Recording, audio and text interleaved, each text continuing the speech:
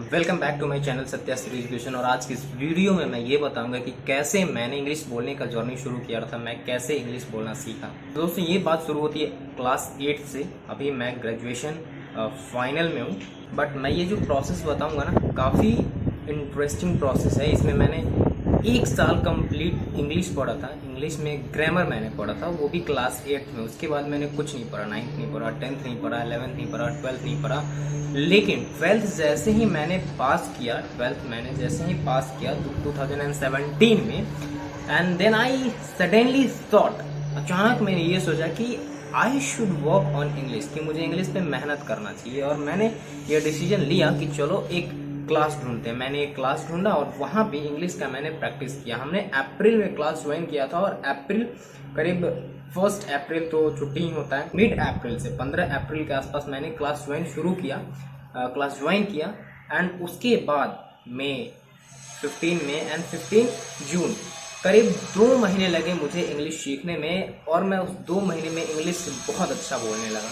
तो क्या था वो प्रोसेस, देखिए जैसे ही मैंने इंग्लिश मैं गया इंग्लिश सीखने, तो वहाँ पे प्रोसेस ये था कि सबसे पहले प्रोनाउंसिएशन पे हमने काम किया। कुछ ऑडियोज मिलते थे हमें डाउनलोडेड, और वहाँ पे मैं उन ऑडियो को सुनता था और फिर उस ऑडियो को उसी टाइप में बोलता था ताकि मेरा प्रोनाउंसिएशन सही हो। क्योंकि जब भी इंग्लिश बोला जाता है तो उस समय ऑडियो सुनने पे आपका प्रोनाउंसिएशन जो होता है बहुत अच्छा निकलता है। और यहाँ पे इंग्लिश बोलते समय बच्चे ये नहीं करते हैं, ज़्यादा ट्रांसलेशन बनाते रह जाते हैं, वर्ड मीनिंग्स याद करते रह जाते हैं और इसलिए वो बोल नहीं पाते हैं। वर्ड मीनिंग्स भी याद हो जाता है, लेकिन ट्रांसलेशन भी बन जाता है, लेकिन याद नहीं हो पाता है। तो यहाँ पे हमने क्या सीखा था, सबसे पहले ऑडियो यूज करना सीखा था। और उसके अलावा दिन भर जितने भी मैं काम करता था, सारी की सारी चीज़ों को मैं ये सोचता था कि इंग्लिश में करूँ। मैं लिखता था तो इंग्लिश, बोलता था तो इंग्लिश, सोचता था तो इंग्लिश में, क्योंकि वही मुझसे कहा गया था कि if you have to think, यदि तुम्हें सोचना भी है then think in English, English में ही सोचो। So I started doing that, कि मैंने वो करना शुरू कर दिया था। हर चीज़ में अच्छा, इसमें सबसे ज़्यादा जो हेल्प किया था 2 चीज़, एक तो डिबेट किया था और दूसरा स्टोरी नरेशन किया था। डिबेट ये था कि कुछ ग्रुप्स थे लड़कों के, तो वहाँ पे डिबेट में करता था ताकि उनसे डिबेट करते समय मेरा इंग्लिश इम्प्रूव हो। और मैं डिबेट करते समय जब भी कुछ गलत करता था, जैसे कि एक समय था, देयर वॉज अ टाइम, ये होना चाहिए, तो कभी कभी मैं ये बोलता था देयर इज अ टाइम, क्योंकि इज एम आर बच्चा ज़्यादा बोलता है। तो उस समय जब भी कोई गलती होता था फिर से मैं सुधारता था गलत क्या बोला हूँ, एंड वॉज का यूज करता था। तो खुद से मैं अपनी गलतियों को पॉइंट आउट करता था, निकालता था और खुद सही भी करता था। तो ये चीज़ मेरे लिए काफ़ी हेल्प किया। और बहुत सारे ऐसे लोग थे जो अपनी गलतियों को नहीं ढूंढते थे, ऐसे ही बोलने लगा तो चलो ना हो जाएगा, ऐसे ही बोलते रह जाते थे, आज तक उनकी इंग्लिश ठीक नहीं हुई। तो सबसे पहला काम कि सेल्फ रियलाइजेशन होना चाहिए कि हमने क्या गलत किया और खुद से उसे सुधार देना चाहिए, ठीक है। दूसरा, स्टोरी नरेशन में क्या होता था कि एक स्टोरी मैं पढ़ता था और स्टोरी पढ़ने के बाद उस स्टोरी को कम्प्लीटली मैं अपने वर्ड्स में, माई ओन वर्ड्स में बोलने का कोशिश करता था।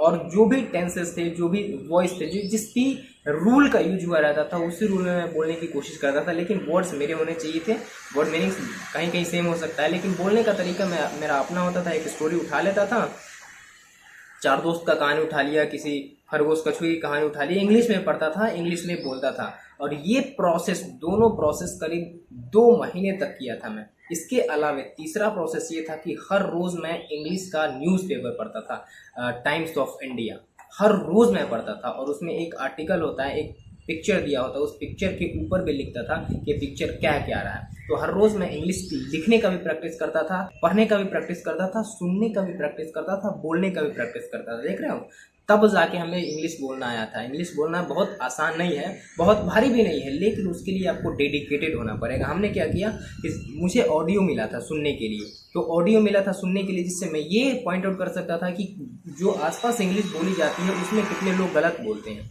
ठीक है। तो हमें अच्छे प्रोनाउंसिएशन निकालना कैसे सीखना होगा, ये हमने उससे सीखा। दूसरा, हम जब डिबेट करते थे तो बोलना सीखते थे, स्टोरी नरेशन करते थे, स्टोरी को पढ़ करके और फिर से बोलते थे, तो वो हम बोलना सीखते थे, ठीक है।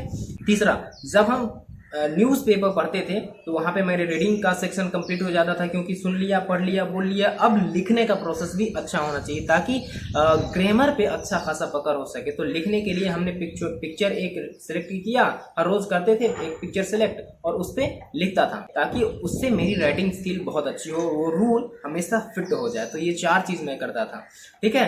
तो यदि आपको भी इंग्लिश बोलना है, अच्छा इसके अलावा कभी कभी मैं ये करता था कि वीक में 3 से 4 डेज ऐसा होता था जब मैं इंग्लिश इंटरव्यू देखता था, सेलिब्रिटीज का इंटरव्यू देखता था, सदगुरु का इंटरव्यू हो गया या फिर किसी प्रियंका चोपड़ा का इंटरव्यू हो गया, शाहरुख खान का इंग्लिश हो गया या स्टीव जॉब्स का स्पीच हो गया, किसी न किसी इंग्लिश स्पीकर जो बहुत अच्छे इंग्लिश बोलते हैं उनका स्पीच सुनता था या उनका इंटरव्यू देखता था, ताकि उनसे भी मैं कुछ सीख सकूं कि ये लोग बोलते कैसा है, इनका जो एक्सप्रेशन होता है बोलने का वो कैसा होता है, और उनसे मैं सीखा था। ठीक है, क्योंकि ये जो लैंग्वेज है ना, इसको सीखने के लिए आपको अपनी चारों तरफ ऐसे लोगों को ढूंढिए जो कि आप उनसे सीखना चाहते हैं, वो इंग्लिश ठीक बोलते हो, आप उनसे नहीं सीखिए जो खुद गलत इंग्लिश बोलते हैं। ठीक है, तो आज तो नेट का ज़माना है और मेरे समय में भी 2017 में आ गया था भाई, नेट तो था ही, जियो तो था ही, और उसी जियो का हमने फ़ायदा उठाया और हमने इंग्लिश बोलना सीखा। तो आज मैंने ये बताया कि कैसे मैंने सीखा इंग्लिश, एंड आप भी इसी तरीके से इन सारे स्टेप्स को फॉलो करके यूज करके सारा कुछ सीख सकते हैं, बोला कैसे जाते हैं, सारा कुछ सीख सकते हैं। ठीक है, हो सकता है कि जब बहुत ज़्यादा आप इंग्लिश बोलेंगे, इंग्लिश के कंप्लीट माहौल में ही अपने से क्रिएट कर लें कि हमें इंग्लिश बोलना है, इंग्लिश सुनना है, इंग्लिश पढ़ना है, इंग्लिश लिखना है, वैसा ही आप खुद से माहौल क्रिएट कर लें तो हो सकता है कि हिंदी भी आपकी कमज़ोर हो सकती है, थोड़ी थोड़ी मेरी हो गई थी। तो इस पे ध्यान नहीं देना है, भले हिंदी कमज़ोर हो जाए, फिर से वो आ जाएगा, जब दोनों ठीक हो जाएगा तो फिर से आप दोनों ठीक बोलने लगेंगे। लेकिन आप स्टेप ये फॉलो कीजिए कि ऑडियो ठीक सुनिए, उसके बाद आप न्यूज़पेपर पढ़ेंगे, डिबेट करेंगे। डिबेट नहीं कर सकते हैं, बहुत ज़्यादा लोग नहीं हैं, तो खुद से किसी टॉपिक पे बोलेंगे, उसके बाद स्टोरी बोलेंगे, उसके बाद जो न्यूज़पेपर में वर्ड मीनिंग होते हैं नए नए, वो वर्ड मीनिंग्स को आप आइडेंटिफाई करके और गूगल पे खोज लेंगे कि भाई इसका मीनिंग क्या होगा। ठीक है, इन सारे स्टेप्स के बाद आपको डेफिनेटली, यदि कंप्लीटली डेडिकेशन के साथ आप 2 महीने इंग्लिश को देते हैं तो आप इंग्लिश बोलना सीख जाएंगे। तो ये रहा इंग्लिश बोलने का प्रोसेस। अब मिलते हैं एक नए वीडियो में जहाँ पे मैं ये बताऊंगा कि कैसे आगे आप इम्प्रूव कर सकते हैं। तो चलिए आज की इस वीडियो में इतना ही रखते हैं और मिलते हैं एक नए वीडियो में। तब तक के लिए be happy, be smiling and bye bye. मेरा प्रोसेस कि मैंने कैसे इंग्लिश सीखा था, और आप यदि इसी स्टेप को फॉलो करके इंग्लिश सीख सकते हैं खुद से तो वेरी गुड एंड वेल। लेकिन यदि आप ये चाहते हैं कि मैं आपकी इंग्लिश सीखने में हेल्प करूं तो आप मेरे दिए गए डिस्क्रिप्शन बॉक्स में नंबर पे आप व्हाट्सएप कर सकते हैं और आप पूछ सकते हैं कि सर कैसे मैं इंग्लिश बोल सकता हूँ। ठीक है, इसके लिए मैं एक क्लास भी चलाता हूँ जहाँ पे बच्चों को मैं ऑनलाइन लाइव पढ़ाता हूँ, तो वो क्लास भी आप ज्वाइन कर सकते हैं यदि आपको इंग्लिश बोलने में हेल्प चाहिए तो।